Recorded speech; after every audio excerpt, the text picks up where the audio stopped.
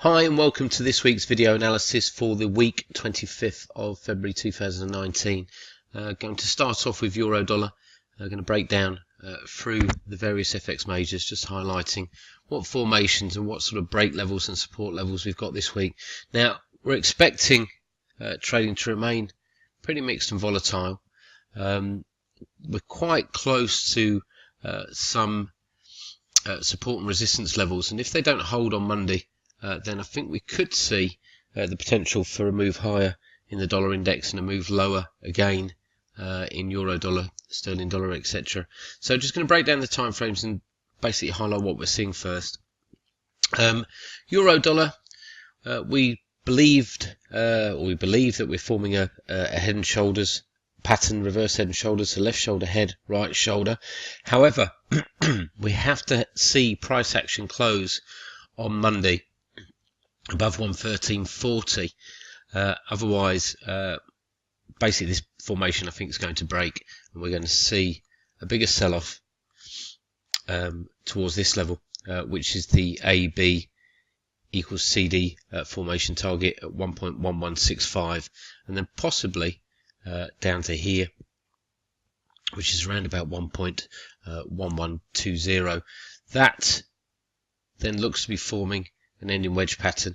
We would then expect to move to the upside. So we can basically see for the last 3 days of last week, we closed little net change, rally sold, dips bought.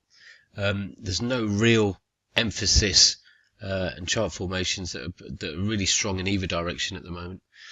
Sterling dollar, and we're going straight into the daily chart here.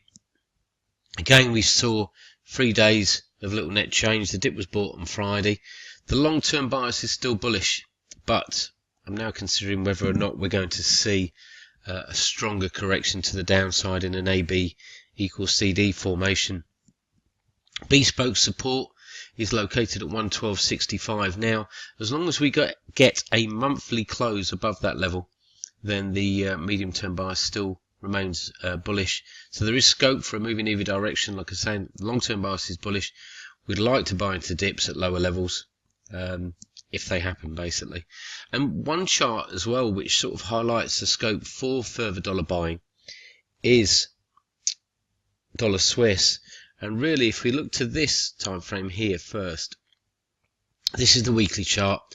Here we can see an ending wedge pattern, but what normally happens is we normally hit the trend lines 3 times. So you can see the trend line to the downside has hit twice, 3 times. To the upside, we've only hit this trend line twice. I don't think this one counts, it didn't hit. So there is scope for a further move to the upside. And if we go to the intraday chart, this is a 4-hour chart, we can see pretty mixed volatile trading to the downside. This I struggle to see as an impulsive wave.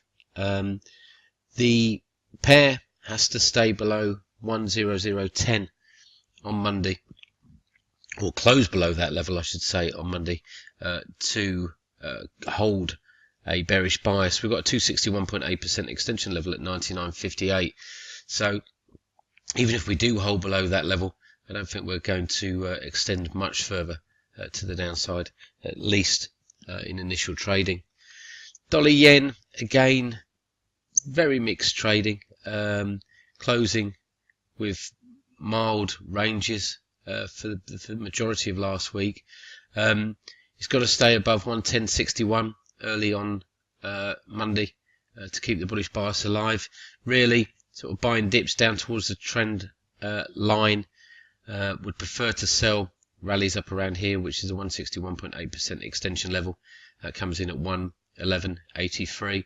It used to be support, it now becomes resistance.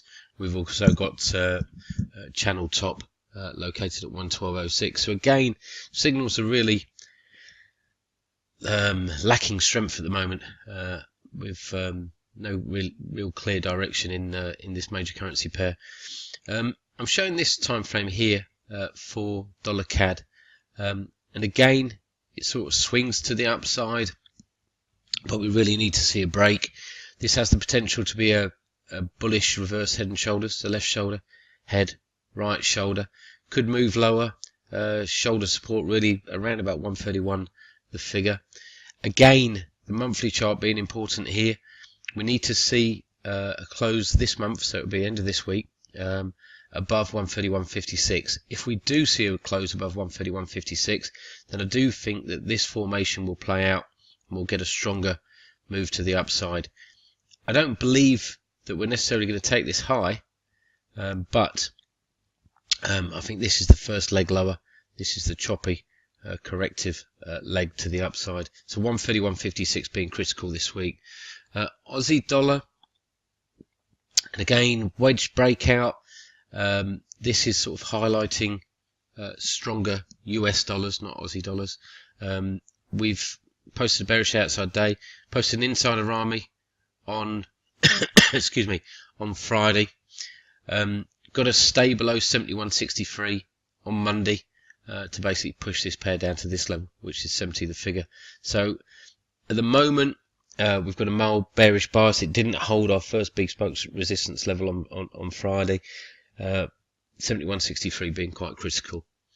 Euro sterling, and again, looking to the big picture, the medium term bias remains bearish as long as we close this month below 88.61. Mixed trading for the last 3 days of the week. We've posted a DMARC 13 count to the downside. That normally highlights that we should see at least a correction higher.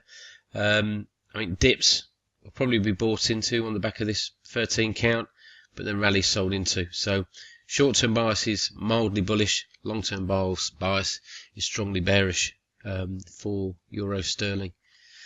Euro yen, again, sort of lacking any sort of clear direction. We're posting this wedge formation that normally highlights limited clear direction to the upside, and we keep on missing the sort of the trigger levels. 126 the figure. We've got some bespoke resistance this week. 124.75 looks like a wedge break point. If it does break there, then the measured move to target is down towards 122.60. Okay, I hope that you find that video beneficial, and we'll speak to you again soon. Many thanks. Bye for now.